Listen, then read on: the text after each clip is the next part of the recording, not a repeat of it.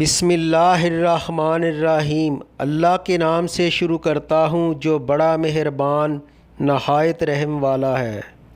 ابن ابی حاتم میں ہے، عائشہ رضی اللہ عنہا کے بھانجے عروہ رحمت اللہ علیہ بیان کرتے ہیں کہ عائشہ رضی اللہ عنہا عمرے کے لیے جاتے ہوئے کسی اعرابی کے ہاں مقیم تھیں کہ انہوں نے ایک شخص کو سنا جو پوچھ رہا تھا کہ دنیا میں کس بھائی نے اپنے بھائی کو سب سے زیادہ نفع پہنچایا۔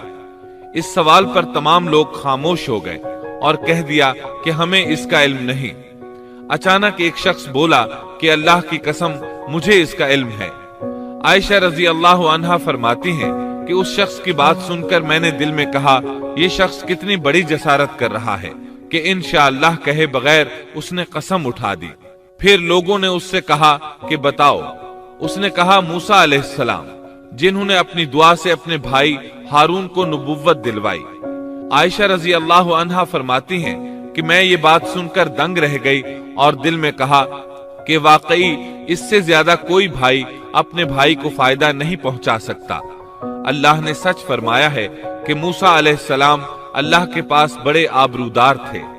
اس طرح موسیٰ علیہ السلام کی سفارش سے اللہ تعالیٰ نے ہارون علیہ السلام کو نبوت عطا فرما دی۔